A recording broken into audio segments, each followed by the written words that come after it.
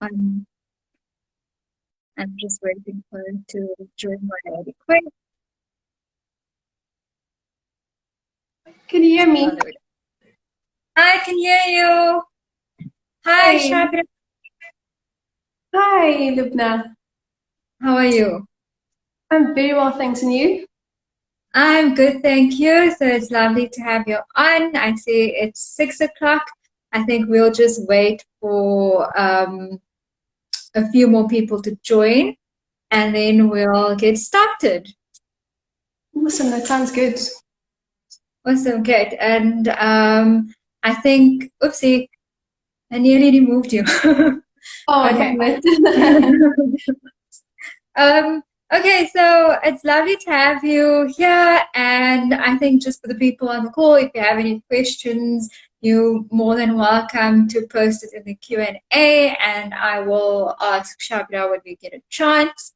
And today is about basically finding out how to become an entrepreneur, or what you basically need in order to start a business. So I see we have a few more people joining. And if I look at the time, okay, I think we can sort of maybe just start with you telling us a little bit about yourself, what you do, what you studied, etc. Okay, cool. So I just want to say thank you, Lubna, for having me, for inviting me today. I hope that this can benefit everybody. So yeah, I guess, so my name is Shabira. I'm 29 years old. I'm from Cape Town, born and bred. Um, in 2010, I went to UCT where I started my Bachelor of Science, and I majored in computer science and computer games. And right after my degree, I started working as a junior Java developer at a Okay. payments company. So that was for about 3 years. Then I moved over to a business automation company, still within software development space. And then I moved more into a team lead role, overseeing a small team of developers. And currently I'm in a tech management role, so a team management role. Um, so I'd say I have about 8 years of experience in software development space overall. I feel very old Awesome. now. I don't think you're old at all. 29 is not old. Okay, cool. So that's great. And then tell us, so now we know that's your day job basically, right? So what do you do outside of your day job? Tell us about your business ventures and maybe like sort of how it started. Yeah, so currently I'm in a team management role. So my day job, I still have a day job, even though I have a few side ventures. So just to give you a recap, I am a team manager in the chat flow space. So I'm currently work for a global technology company that focuses on mobile messaging and chat commerce. So that's what I do full time, and I work with Mm-hmm. a team of 4 software developers, 2 testers, and an intern, and the team is across South Africa and the Ukraine. But outside of that, I've dabbled with business, starting a business or two. Um, and yeah, I'll chat about that a little bit later. But I mean, outside of work, I'm currently the chairperson for our local area civic association, a ratepayers association. Mm-hmm. And I also handle public relations for Lansdowne Community Police Forum. And I'd like to call myself a little bit of an activist in my spare time. Okay, cool. I like to be the voice, I guess, for the voiceless. I'm a big proponent of community upliftment. Besides that, I'm a mom of 2 and a wife. Awesome. So let's get into it. Like let's start talking about businesses, and maybe you can tell us a little bit about what you do, what your sort of what business ventures you have and how that started. Yeah, definitely. So, I mean, I was working full time, as I've said before, in software development space, and um, with the help of my sister, she approached me and said, hey, I want to start a business. And this was about in 2019, about almost 2 years ago. And I thought about it and I was like, should I, shouldn't I? And I thought, you know, what the heck? And we decided to start up a business called Fire Lily Solutions. And the focus initially was geared towards digital marketing and a little bit of website development. But as you know, later as we matured, we shifted focus a little bit more into web hosting, e-commerce, e-learning, and more website design and development. Okay, and I mean, I would know because you designed my website as well, and you did an amazing job as well. So that's awesome, and you still do that currently. Yes, so there's quite a big boom in website development, especially with e-commerce. So I'm getting a lot of requests for online shopping and online stores because, of course, with the pandemic, there's not a lot of opportunity for those little markets that pop up because of social distancing and things like that. So a lot of people want to sell online. A lot of businesses have been affected by the pandemic. So online sales and through different marketing channels on social media has been a big boom in that. So that's more of my focus lately. Okay, so that also it was a natural progression, especially with the pandemic, that you found yourself doing that.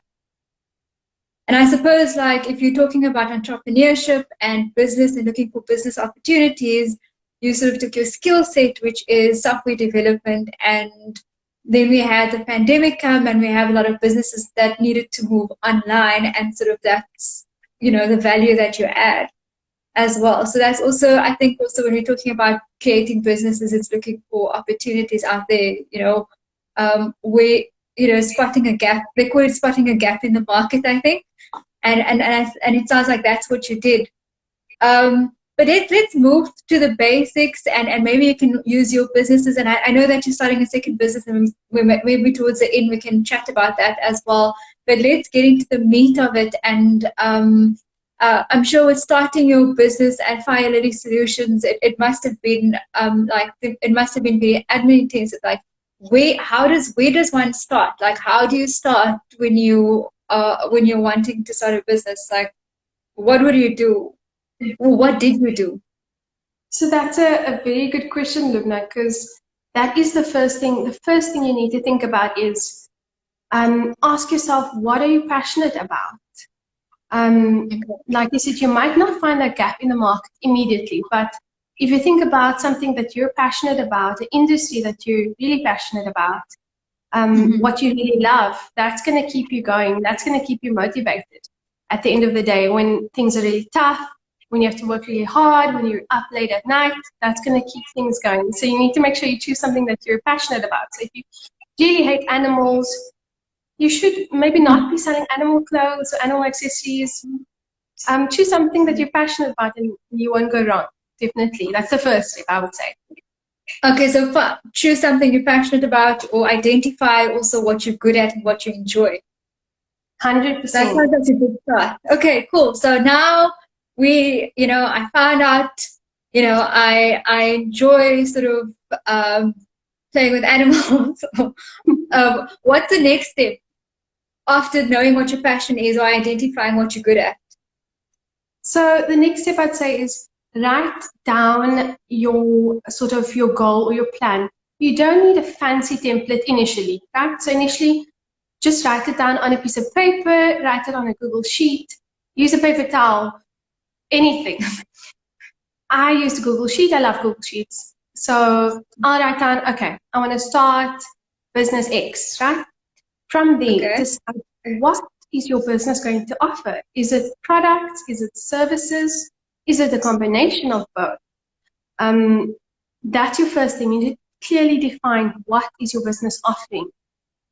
Some places don't just have products. For example, I have a customer that's in the health industry that offers just health products like, the protein powders and things like that, but also offers services as in occupational therapy type of services, things like that. So write that down, clearly define it. After that, think about what are your unique selling points. So you might find the industry that you choose might be saturated. So if it's saturated, what is going to make you stand out as a business? If everybody's selling lingerie, for example, which I know that market is a little bit saturated, everybody's selling lingerie, what is going to make your product different? Is it 100% brushed cotton fleece material? Is it some type of luxurious material that you're using? And what advantage with those unique selling points that's going to give you an advantage over your competitors? Okay, and I think so we have like a lot of students that also sort of join and watch these videos afterwards. So I think like saturated is a very sort of business-like term.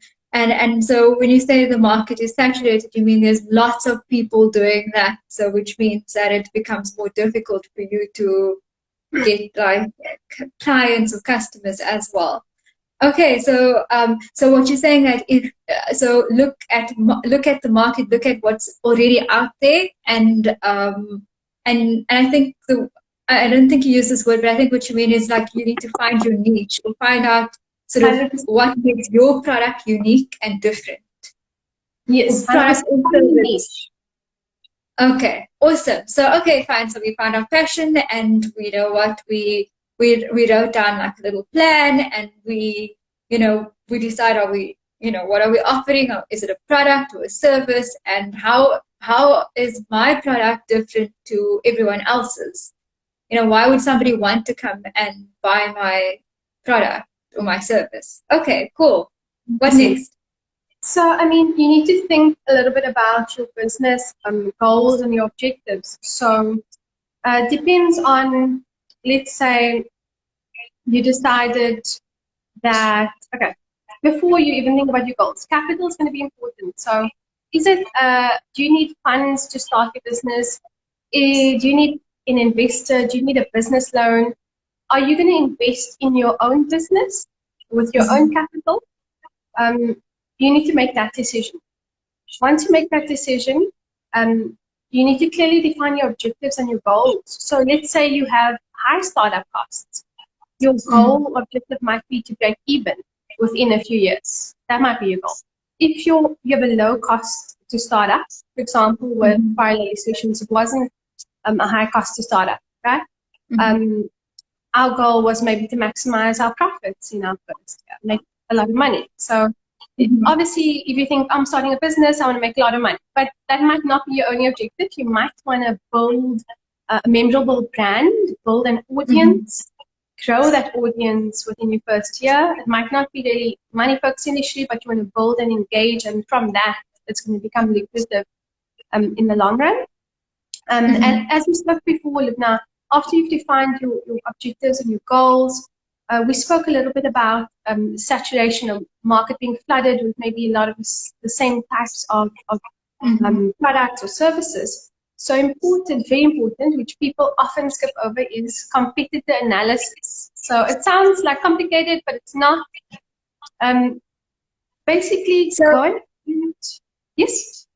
So okay, so there's a lot of words, sort of jargony words as well, and I mean, like when you come from like a commerce or businessy background, that's great. So we immediately know what you mean. But I think for a lot of people, they might not, especially people that do not come from a commerce background, they might not even know. So I'd like to sort of maybe sort of unpack some of what you said before we go into competitor analysis.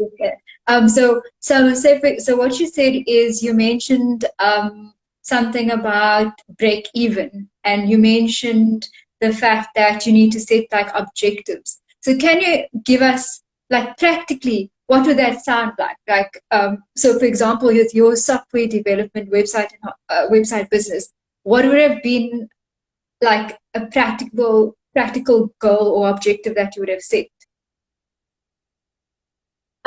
So for me, it would be maximizing profit. So as there was not a lot of sort of cost to start up. So I didn't have to inject a lot of capital in the beginning, for example. Mm-hmm. Goal is just to predefine products and service offerings and try and make a nice amount of profit to reinvest back into the business. So break even would mean, let's say you get an investor or you've pushed in maybe a certain amount, or you've taken a business loan. Let's say it's 100,000. In the first year or 2 or 3 years, your goal, your objective for your business might be that your profits need to be able to be accumulated so much so that you can break even, as in you can pay off that debts, pay off that loans, and now you can start to see an actual profit, true profit coming back to your business. So that's sort of the definition behind it.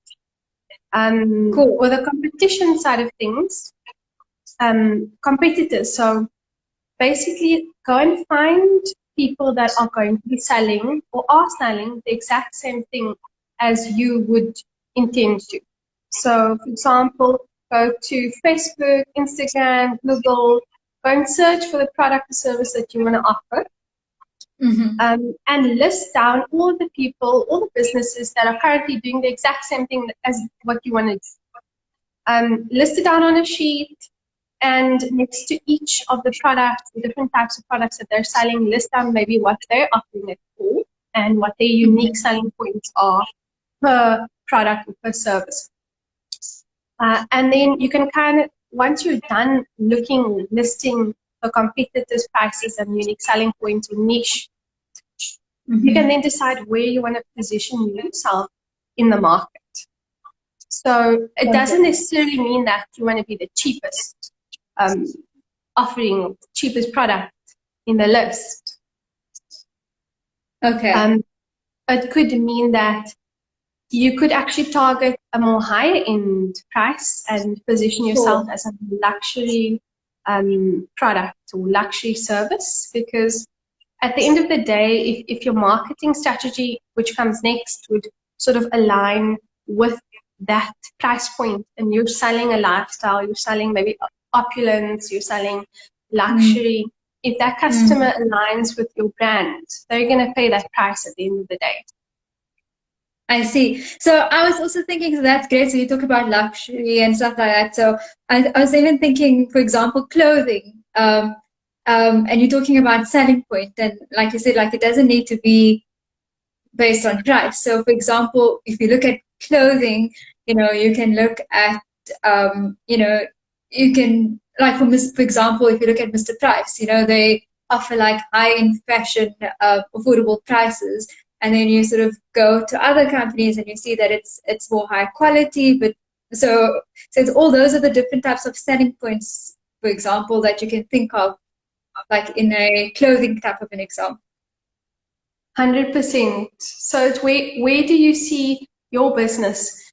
Once you do that competitor analysis, you can, like I said, decide that your margins are going to be higher, but the customer is going to want to, according to your marketing strategy, buy your product because maybe they see themselves, they align better with your brand.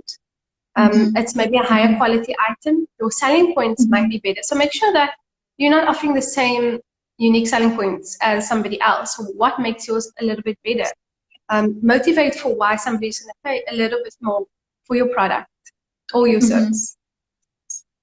Awesome. Cool. So that you've given us like a nice step-by-step process of what to consider. So I think what's also useful for people is what kind of resources, what other things firstly would we need to consider if we're starting a business? And then after that, perhaps we can start talking about what kind of resources or tools can people use when they want to start up a business that will help them. 100%. So, I mean, if you've done those steps, you've listed it down, you don't necessarily, first of all, before you think about what type of business you want to do, if you want to do, if you don't want to register your business, or if you do, you can decide on that. But first, before we go there, think about your business name. Oh, yes. So little How things could you like, forget? oh yeah, so I didn't mention this first of all because you might take forever deciding what your business name is going to be, but this is the most unimportant part of the exercise. But do this last, just so that you have a lot of time to brainstorm and think about it and dream about it. So your business name, your tagline, your keywords. Keywords are sort of adjectives to kind of describe what you want your customer to sort of achieve or attain. So your mission, your vision of your business, people, yeah. So I mean, your branding and stuff's really important later on when you get to your marketing. So try and get high quality graphics. So all you need is your logo. So get a graphic designer to create your logo for you. You can do the rest through the free tools, which I'll chat to you about shortly. So as long as you have your logo, high quality of tools, and you just need a color scheme logo, you can do the rest because there's quite a bit of free tools that you can use. Awesome. Cool. Yeah. So before we even go to that, because I think that in itself, like the tools and the logos and stuff, and I'm glad you're touching on that. And I actually think that there's a lot more that can be said about that. But before we even go there, I was just thinking, like you said, the name, having sort of a name, like, and I like why you say rather choose the name last, because many people say, oh, I want to start a business. Oh, I need a name. Okay, so I can't do anything else yet because I don't have a name. And sometimes being stuck on one thing like a name could actually prevent you from actually doing all of the other things to sort of start up your business. So that's great. And I think that, and I would also love to talk about sort of registering names and stuff like that. So, but whatever you would like to talk about next, we can talk about sort of resources as well.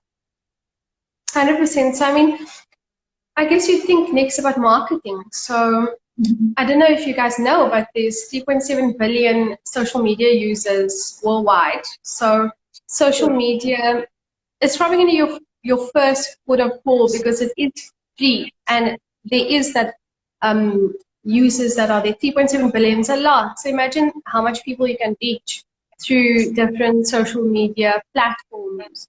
So, of course, as you would guess, Facebook is the most popular at the moment. And on average, users spend about 2.5 hours a day on social media. So just imagine how much people you can reach through social media. You don't have to pay anything except if you want to. There are promotional posts that you can use. So I would suggest Facebook, Instagram, Twitter, maybe as a sort of first first set of platforms that you can maybe target. There's actually 500 million daily active Instagram stories that are uploaded. So Instagram is the second most popular platform.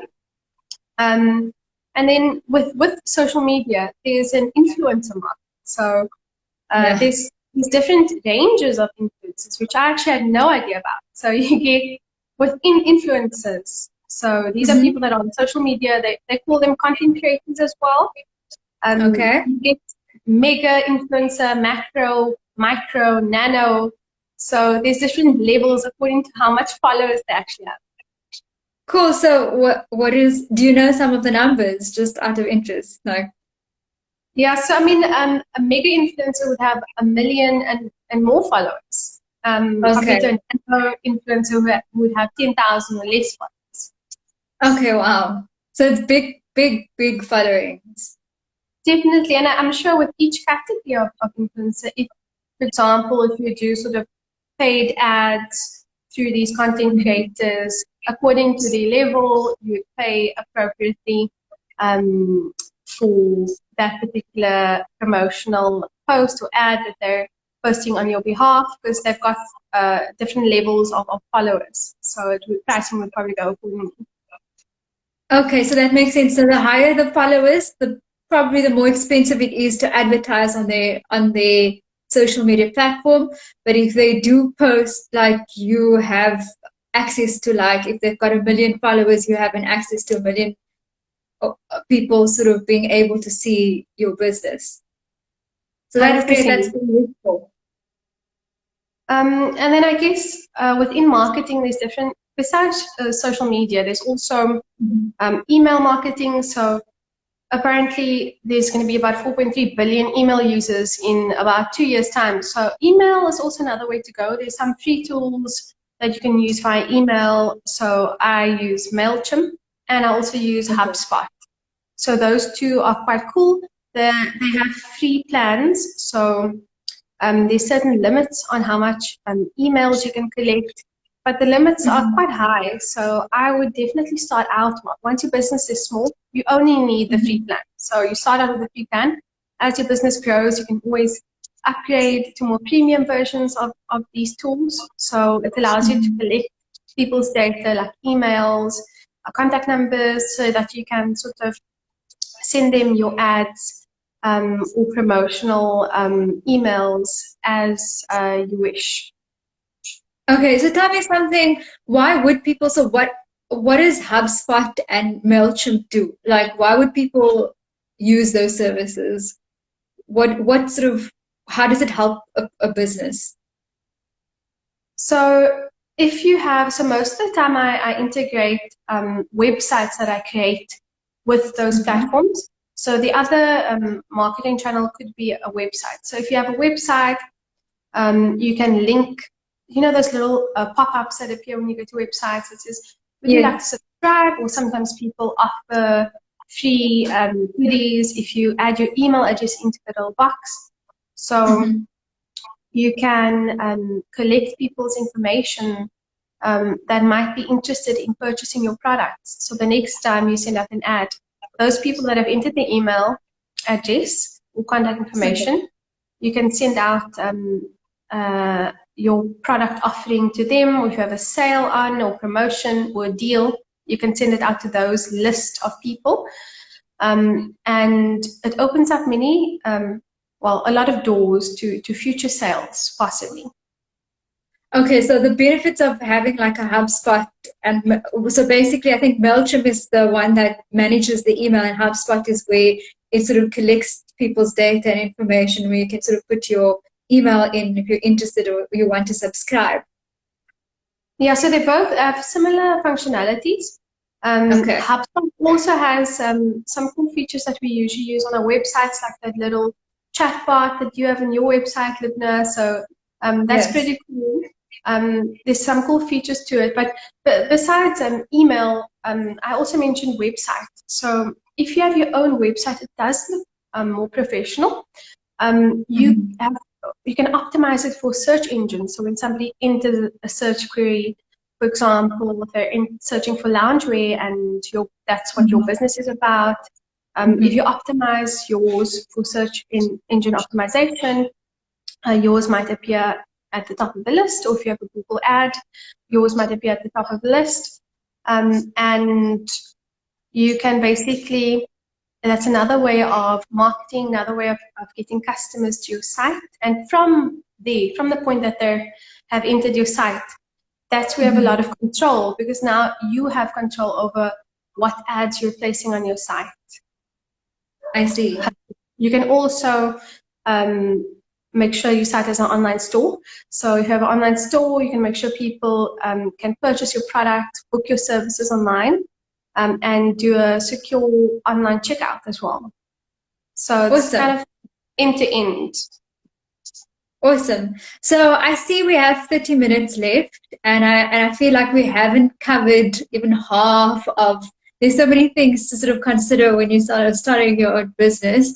But I see. So I'm glad that you sort of focused a lot on marketing as well, because it's no use you have a product or a service, and then, but you know, your next step is you need to find customers or clients.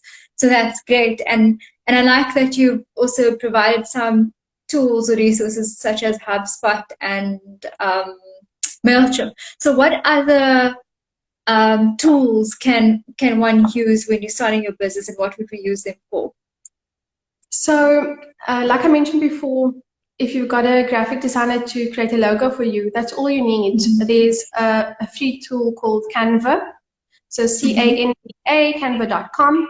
And it's a really great tool for content creation. So now you've come up with a marketing plan, you've got these tools that you want to use to market, but you need the content to actually send out to your potential customers and your followers. So Canva is a really good tool. It has a drag and drop interface. You don't need fancy graphic design tools. You can just use this drag and drop interface. It has lots of templates that you can use. It has a content calendar. So a good thing for small businesses is try and plan ahead as much as you can. Try and automate your ads that go out. It's going to save you a lot of time, especially if you don't have a lot of employees doing your work for you. So you need to try and plan. So on Canva, you can create these promotional posts. You can create adverts. You can create different things like email banners. You can create presentations. And then you can actually plan what you're going to post on each day of the week on a calendar, which is like pretty cool. So from there, you can integrate it with your social media, and it will post for you automatically on those days that you've scheduled it. So you design it, schedule it, and it will go out on your social media. That's awesome. And I mean, I think also for, to advertise this talk, that I actually used Canva. So that's an example of what, what it can look like when you use Canva. It's really cool as well. Like you said, I mean, even for posters, banners, it's great. So not only for sort of online stuff, but even if you want to print things out and create maybe business cards and flyers and those kinds of things, you could even do that with Canva. So it's a really cool tool. 100%. Use as much free tools as you can, because you don't want to incur a lot of expense when you're starting up. And there is a wide range, which I've worked with a lot of small businesses, and I don't think they've tapped into as much as they could the free tools that's available. People would often try and do things in Microsoft Word, or their tools on their computer, whereas there's a wide range of online tools that you can use and that is free, that people maybe don't know about. So I definitely use free tools. Canva is a great tool. Use the Google Suite. Google Suite has a wide range of tools that you can use. There's also SurveyMonkey is a nice thing to use. So, for example, if you have a product and people place an order, it's nice to get some feedback afterwards. So create a little survey. SurveyMonkey, there's a free version of it, which is the first tier.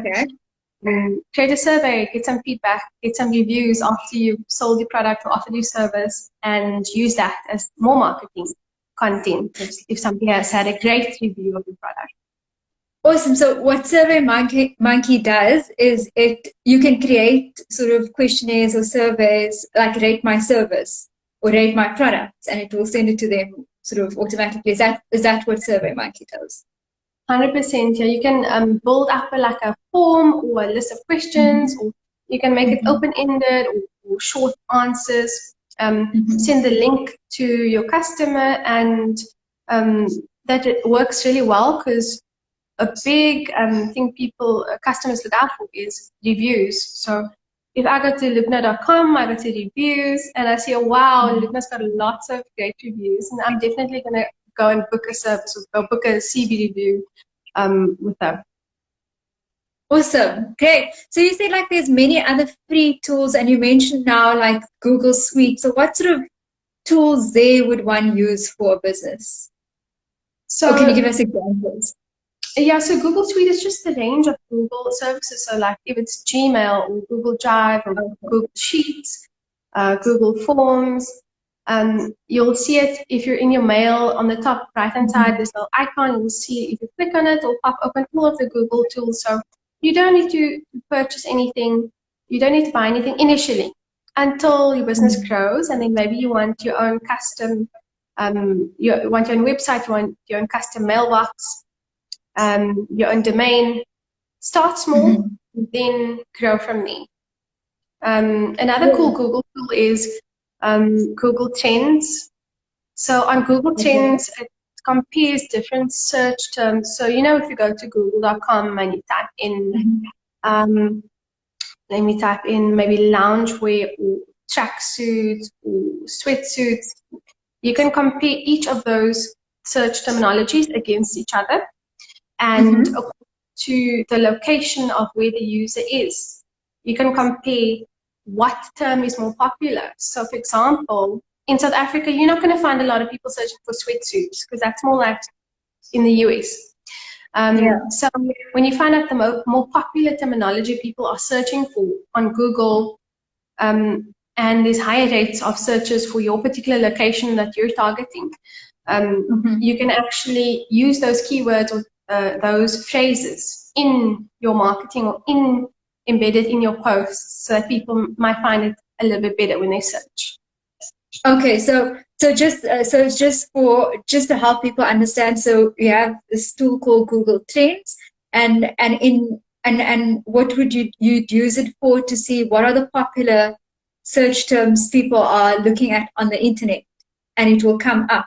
So let's use a practical example. So say, for example, now for your software development business, as a business owner, how would you then use Google? What would you do? What kind of words would you look, or how would you go about using that tool, and how would it help you? So for example, I'm trying to target, let's use the clothing one that I said before.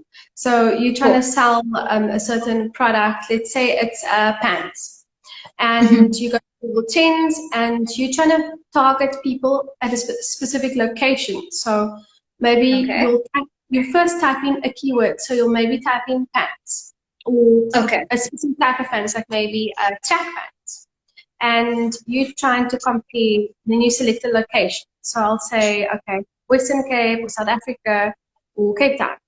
What terminologies are people using? Then I add another keyword next to it, and maybe I'll say joggers. And then I'll see, only 100 people are using that over a period of time within the specific location compared to track pants. I'm going to use the first search term a little bit more because there's more people for my location that I'm targeting using that keywords. So that's a cool way to kind of compare different volume of search queries over a period of time for a particular location. So that you can then use those same words in your advertising and marketing so that people are more likely to find you. 100%. Awesome. And I was also thinking that would that then also work with, because with Instagram specifically and other social media tools, you have things like hashtags. And depending on which hashtags you use, that will then bring more traffic onto your page and make you more visible. So would Google Trends also be a cool way to sort of determine what kind of hashtags to use in your business when you're creating posts? I'm not so sure about hashtags, but I know within social media, hashtags are used quite frequently. So sometimes people follow hashtags. So if you're using certain hashtags, people that are following it, it's good to actually, there's a website, which I'll try and find a link to, and I'll send it to you. There's a website that you can go and search how many people are following, or how much of an audience you'd get using a particular hashtag. If you'll reach 1 million or more people using a particular hashtag. And there's even websites where you enter a search term. So let's say you're selling track pants, and it generates a list of hashtags that you can actually embed on your post that is sort of directly linked or somehow would help more people, drive more people to your post. So that there's cool tools out there that you can use. We just need to tap into them. That's awesome. Cool. So you were talking about, so if I look, I think we've got about 20 minutes left. And so what I would also like to cover is in terms of registering a business, like when, and even registering a name, like how does one determine whether they should be registering a business or not? And then after that, I think the next question would then be, then how does one register a business? Okay, so let's say you've decided on your business, you've done all the steps that we've mentioned, and now you're deciding. You can go with a safe option first, which is to be a sole proprietor, which means you do not need to register your business. Okay. You are one owner. You are entitled to all of the profit of your business, so you don't have to register it. The problem with this is that you and your business are not seen as separate entities. So there's no separation between you and your business. Okay. There's a concept called limited liability. So there's no limited liability, which I'll explain this a little bit more. It literally just means there's no separation between you and your business assets and liabilities compared to you as a person. So whatever maybe debts or whatever legal entanglements in your business as a sole proprietor that you encounter, that's going to have an effect on your personal assets in case of that debt has to be collected. Your house, your car, everything that you've accumulated is at stake. So that's for the first option with sole proprietor, not registering a business. There's no limited liability. There's no separation between you and your business. So it's fair game. If you get into debt, if you get into legal troubles, it's fair game. Your personal assets are there to, yeah. Okay. So that's the first option. Okay. What other options are there?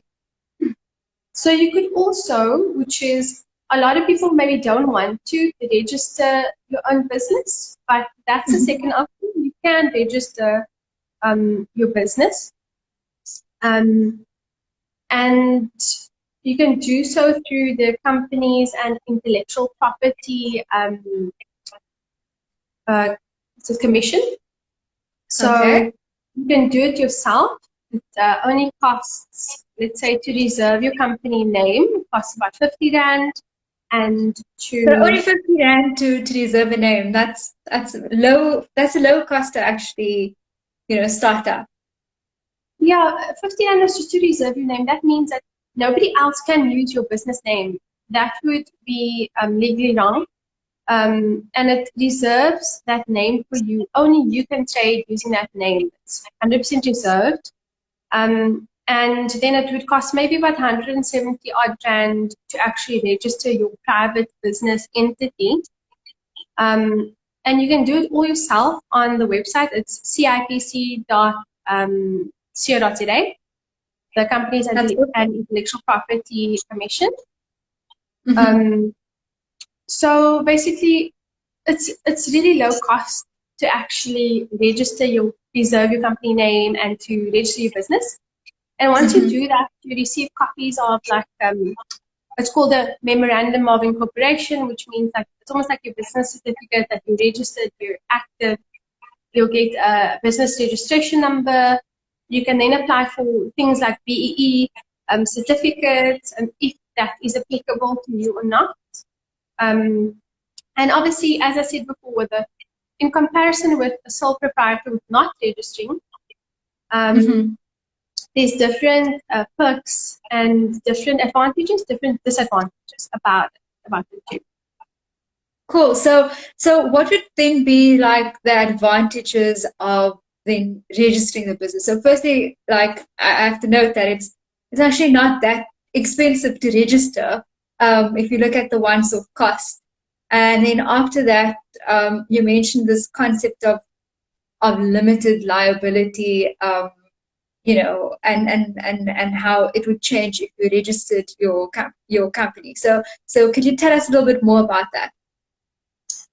Yeah. So I mean, with if you register a private business, you are seen now as you as a person in your personal capacity, and the business you're seen as two separate entities. So basically, you are not liable for any debts or any legal problems in a personal capacity. Your house, your cars, your home, whatever, is not affected by any problems that your business encounters. So that is the sort of the separation between the business assets, liabilities, and your person, you as a person. And then there's also tax implications of the two. So besides that liability thing, With a sole proprietor, for example, if you earn a certain amount in your business as a sole proprietor, that pushes up your tax brackets as your personal income tax. So if your brackets are increased, you're going to pay more tax if you're making a nice amount of profit. So that adds on to that. Compared to if you're a private business, you might enjoy something, you could qualify for something called a small business corporation tax, which there's certain thresholds that you need to reach, and only then should you pay tax. So you might benefit from that.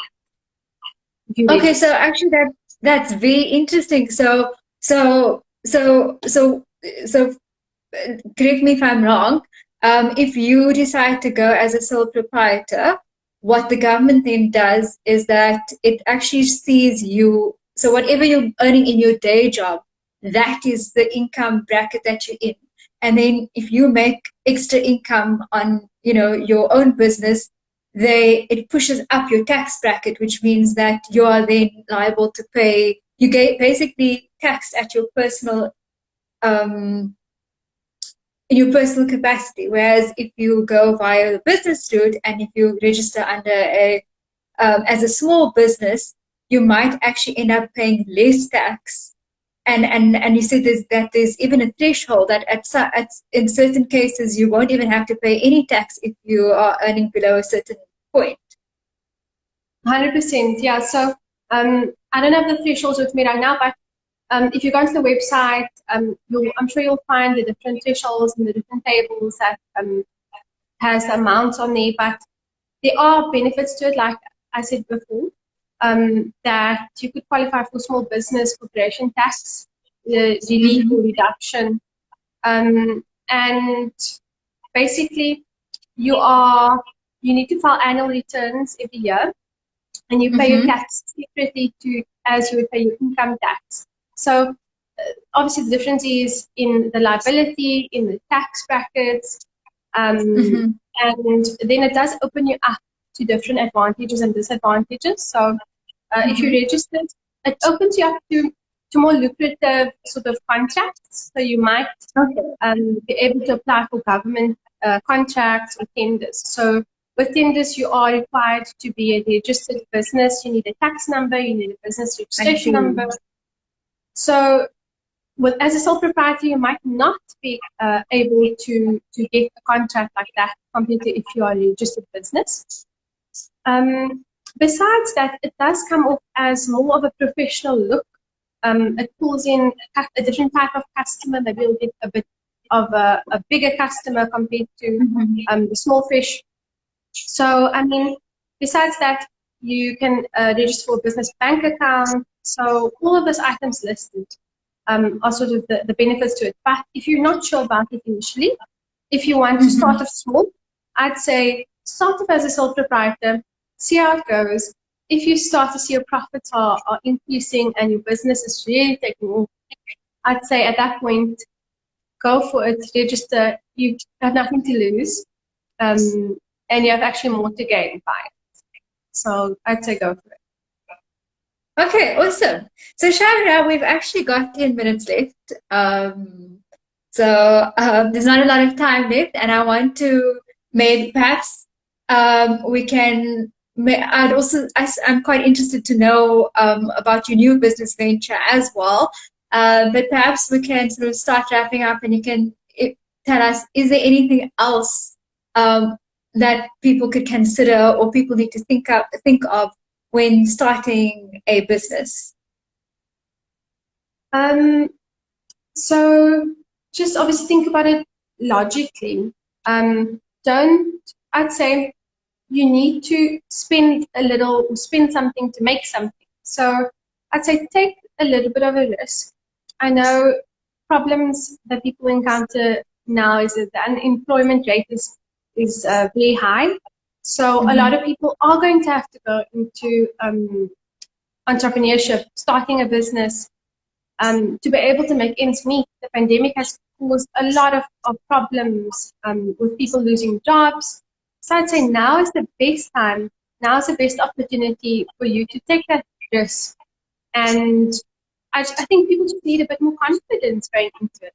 So gain that confidence. Don't let what other people say about you, make you sort of have that lack of confidence in yourself or your idea.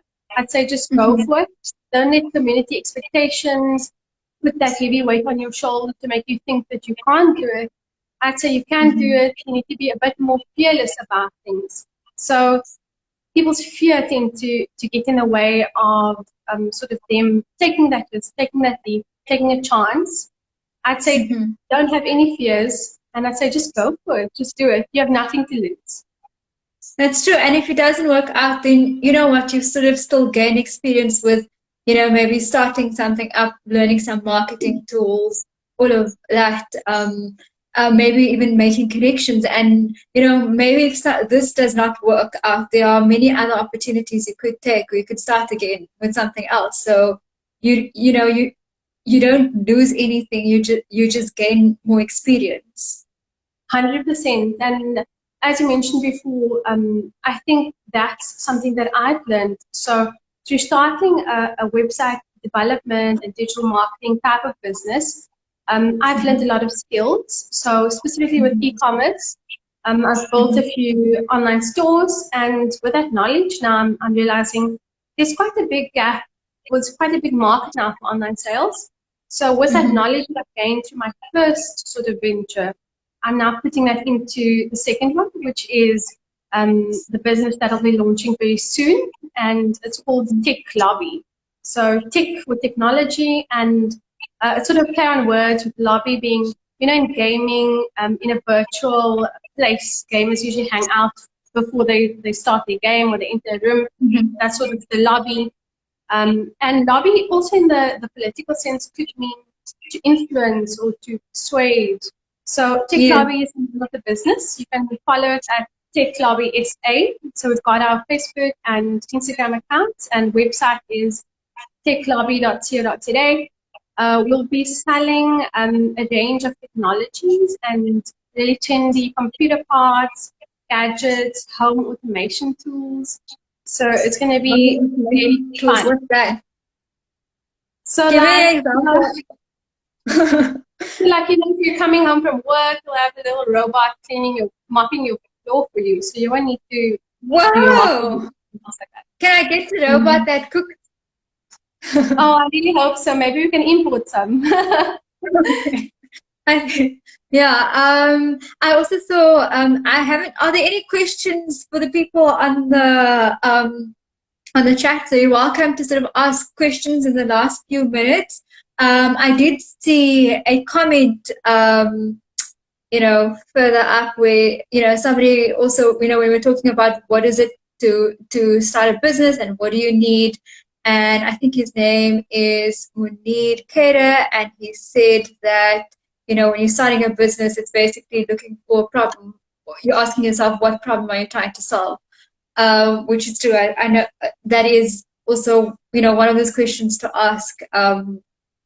You know, what kind of problems are there in the world, and how can we solve them? Because that is more likely to be monetized. That is more likely, people are more likely to sort of pay for that as well. That's cool. Are there any other questions? Any questions, comments? Can you? So, but your new business venture sounds amazing, and I think I have one question for you around that. So you know, you mentioned at the start that you know, you have a full-time job, you have Fire Lyrics Solutions, you're starting this new job, you know, you're a PRO for, you know, you're quite involved in your community, and you know, you have a family. So how do you juggle all of that? I don't sleep. I don't sleep. No, so that's. So you're awake right now? Yeah, no, I am awake, but I mean, that's a good question, because I just want to say that I'm really grateful for my husband. My household is 50-50, so when I'm juggling the kids, it's 50%, and on him is 50%, so I'm very grateful for him. Without him, I wouldn't be able to do all the things that I'm doing. And I'm 100% for women in the workplace, 50-50 parenting, and I'm really grateful that he's giving me the opportunity to do all the things that I really love and all the things that I'm doing at the moment, because without him I wouldn't be able to do. Thank you.